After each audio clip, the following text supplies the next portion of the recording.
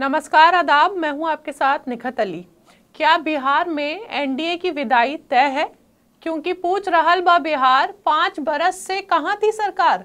दोस्तों, बिहार में पहले फेज के चुनाव में 10 दिन से भी कम का वक्त बचा है। चुनाव प्रचार और गांव-गांव जाकर वोट मांगने का सिलसिला भी जोरों शोरों पर है। लेकिन भाजपा के मौजूदा विधायक और प्रत्याशी जब वोट मांगने गांव पहुंच रहे हैं तो वहां उनका स्वागत नहीं, बल्कि बिहार की जनता उन्हें खदेड़ कर भगा रही है। उस गांव में उन्हें घुसने तक नहीं दिया जा रहा, जहां इन्होंने पिछले 5 सालों में एक बार भी अपना चेहरा गांव वालों को नहीं दिखाया। और भाजपा के ऐसे विधायकों को बिहार की जनता ने ऐसा दौड़ाया कि गाड़ी में बैठकर इन्हें वापस भागना पड़ा। और सिर्फ इन्हें भगाया नहीं गया, इनके मुंह पर मुर्दाबाद के नारे लगाकर ये तक कहा गया कि तुम्हें वोट नहीं देंगे। और गांव से भगाए जा रहे भाजपा के इन प्रत्याशियों में नई नई बीजेपी में शामिल हुई मैथिली ठाकुर भी है। जो तस्वीरें हम आपको दिखाएंगे और बताएंगे, उससे आप अंदाजा लगाइएगा कि बिहार की जनता इस बार झूठे चुनावी वादों और दावों में आकर वोट नहीं करने वाली। शुरुआत बिहार के दरभंगा से करते हैं। दरभंगा के हायाघाट विधानसभा सीट से भाजपा के मौजूदा विधायक और प्रत्याशी रामचंद्र प्रसाद है।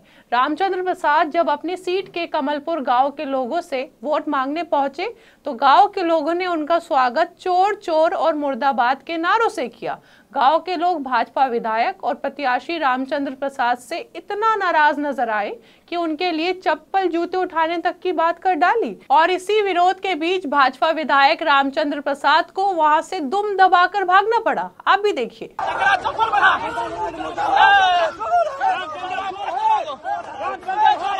रामचंद्र प्रसाद मुर्दाबाद।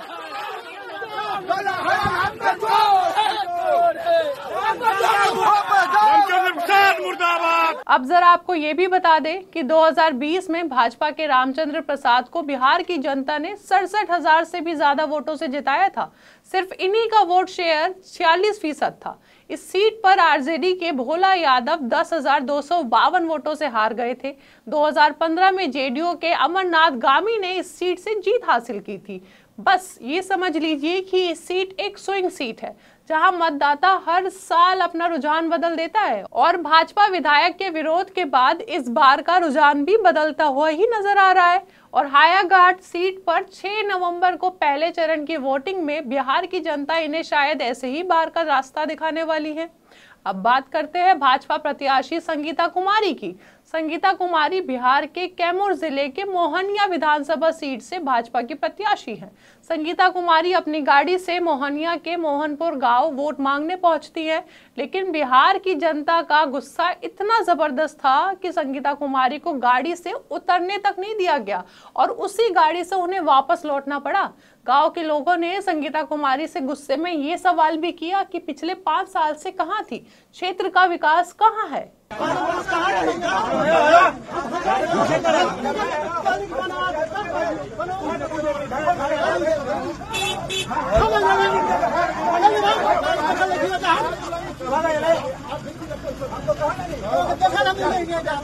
दोस्तों, संगीता कुमारी ने मोहनिया विधानसभा सीट 2020 में आरजेडी में रहकर जीती थी।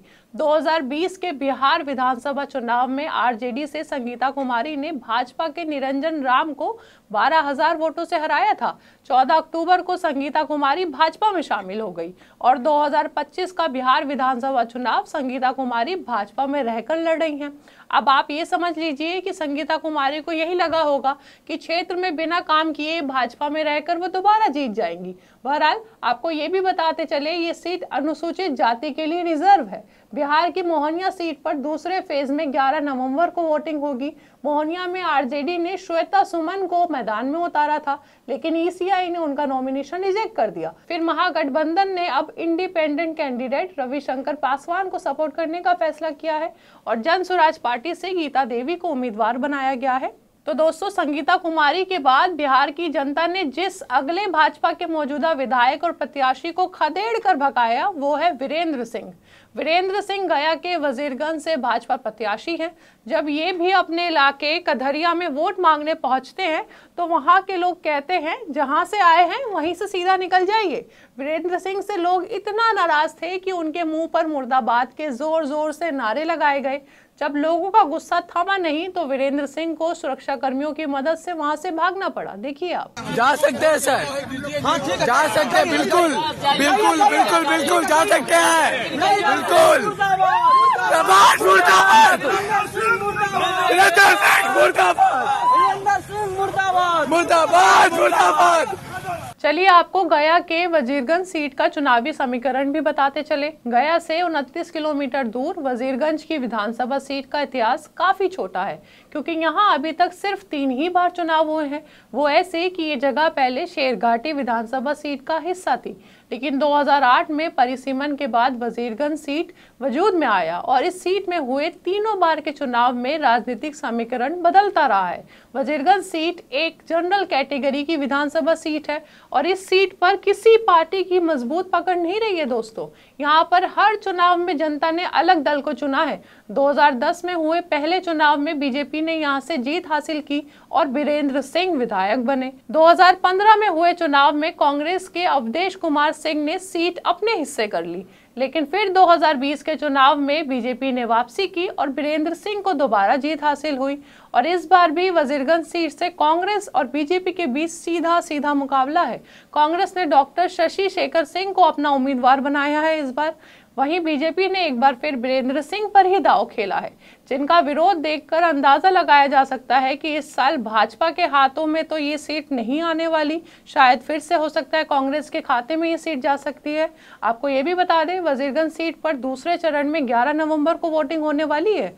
चले अब बात भाजपा की नई नवेली सदस्य लोक गायिका मैथिली ठाकुर की करते हैं, जिन्हें अलीनगर की विधानसभा सीट से उम्मीदवार बनाया गया है। आजकल ये खुद को मिथिला की बेटी बताकर अलीनगर में खूब जोर शोर से प्रचार कर रही हैं। कभी अलीनगर को आदर्श नगर बनाने की बात करती हैं, तो कभी अलीनगर को सीता नगर बनाने की बात करती है।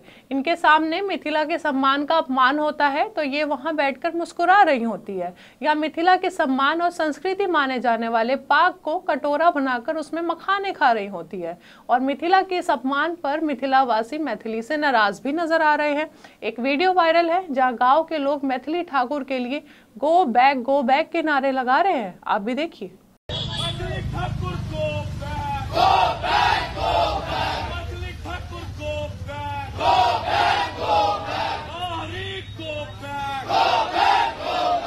हालांकि इस वीडियो के वायरल होने के बाद मैथिली ठाकुर ने कहा कि ये वीडियो 7-8 दिन पुराना है, लेकिन दोस्तों ये वीडियो है तो सच ही, विरोध तो सच में ही हो रहा है। मैथिली को लेकर लोगों में विरोध नजर आ रहा है। लोगों के साथ साथ खुद बीजेपी कार्यकर्ता भी इस बात से नाराज है कि किसी लोकल कैंडिडेट को छोड़ मैथिली ठाकुर को अलीनगर का टिकट दिया गया। मिथिला वासियों को मैथिली बाहरी लगती है। अब आपको वीआईपी सीट अलीनगर का चुनावी समीकरण भी बता दे। दरभंगा से करीब 40 किलोमीटर दूर अलीनगर विधानसभा सीट में सबसे ज्यादा 25% ब्राह्मण और 23% मुस्लिम वोटर है। यही यहाँ हार और जीत को तय करते हैं और अलीनगर मुस्लिम आरजेडी के कोर वोटर है। और आरजेडी ने मैथिली ठाकुर के सामने विनोद मिश्र को उतारा है। विनोद मिश्र की वजह से ब्राह्मण वोट बटे तो मैथिली के लिए जीतना तो मुश्किल है। आपको ये भी बता दें 2008 में परसीमन के बाद अलीनगर सीट वजूद में आया था। इस सीट पर 2010 से 3 ही बार चुनाव हुए हैं। 2010 में पहली बार चुनाव हुए और 2010 और 15 में आरजेडी के अब्दुल बारी सिद्दीकी ने यहाँ से चुनाव जीता। 2020 में एनडीए की सहयोगी रही वीआईपी के टिकट पर मिश्री लाल यादव ने आरजेडी के विनोद मिश्र को हरा दिया। जीत का अंतर सिर्फ 3101 वोट था दोस्तों। अलीनगर विधानसभा सीट पर पहले फेज में 6 नवंबर को वोटिंग होनी है। अब देखना ये है कि मैथिली ठाकुर को पाक का अपमान कितना भारी पड़ने वाला है। दोस्तों भाजपा के विधायकों और प्रत्याशियों को खदेड़े जाने की ये तस्वीरें देखकर एनडीए की जीत लड़खड़ाती जरूर नजर आ रही है। अब आपको क्या लगता है, अपनी राय हमें कमेंट बॉक्स में बताइए और हमारे चैनल आर्टिकल 19 इंडिया को सब्सक्राइब कीजिए और बेल आइकन को प्रेस कीजिए ताकि हमसे आने वाली हर खबर आपके पास फौरन पहुंचे। अब इजाजत दीजिए, बहुत बहुत शुक्रिया।